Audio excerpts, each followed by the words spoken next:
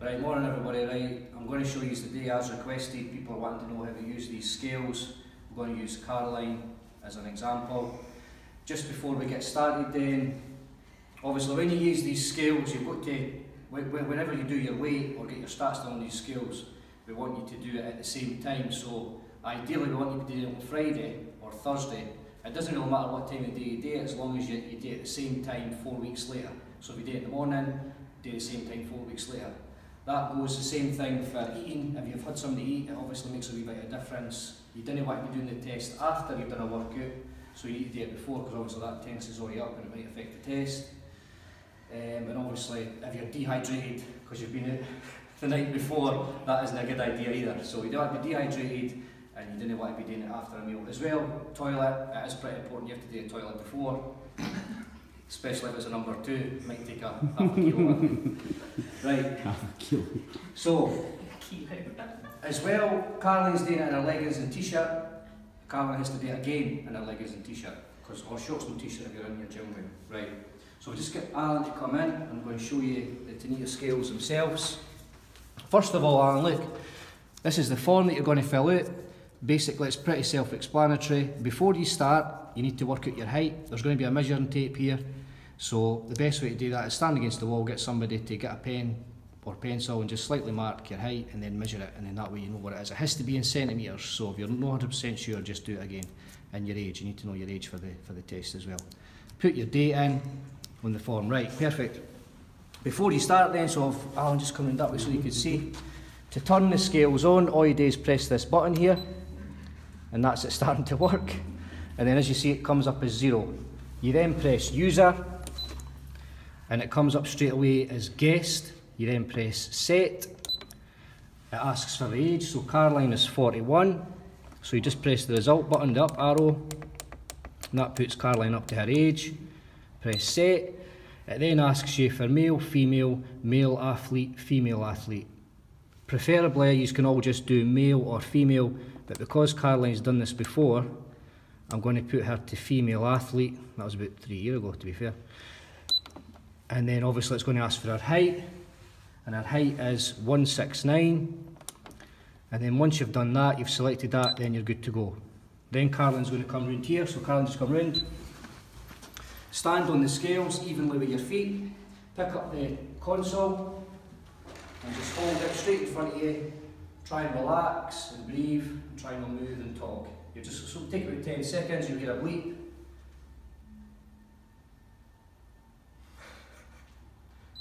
And that's that. So if Caroline just steps off the console, watch no touch that after you step off, because it does reset your readings. Straight away it starts coming up, flashing up with your results. We'll just take your results down here at the table. Can you see that with that light? Aye. So basically, the first thing it comes up with is the weight, which is kilograms. So Caroline is 67.2. You then just press the result button, and it comes up with your BMI. The wee symbol there tells you it's BMI. So you go to BMI, 23.5. Press it again. 18.2%, that's body fat. A wee bit higher than last time, I think, but of course that's the whole reason of doing this. 61.3, that's hydration. 52.2 is muscle mass. Physical rating is number 9. I'm going to show you this in a second, what that actually means. And 2.8, that's bone mass. We're not really too bothered about that anyway. 1587 is your basal metabolic rate. And your metabolic, just ignore that one, that's just a kilojoules thing, just ignore that. Press it again and it gives you your guessed age. So that's the age that they're putting together all your stuff, what it thinks you are. And then the last one is your, probably the most important one, your visceral fat, 2.5. Right, so once that's done, then you can put that down. Just put it back in. So I'm going to leave this book here, obviously, for everybody to fill in their stuff, but there'll also be this wee pamphlet. This pamphlet basically has just got all the sheets for each individual thing. It's just a basic information telling you what's good and what's bad. So you'll be able to take your results and look at the sheet. Just going straight for the first one, visceral fat. It says there 1 to 4. 1 to 4 is excellent, so Caroline's there 2.4. Do you mind if I talk about this? No, 2.5, which is fine. You then go into your BMI. we all know what BMI is anyway, that just shows you the graph, how it works it out. You then take your BMI, which is 23.5 for Caroline, and it puts her into the healthy category. To be fair, you didn't need to be carrying much fat at all, and it puts you as overweight. It's not a very good result anyway. Next one, body fat. So as you can see with the graph there, you've got male and female. The age runs up and down the left, and the body fat runs along at the top. All you do is you work out your age. So for Caroline, she's in the 40 to 59 category, and the green for Caroline would roughly be, I would say that's 23 to 34, and Caroline's at 18.2. So Caroline's she's not even in the green, you're actually lower than the green, which is good, you're in low.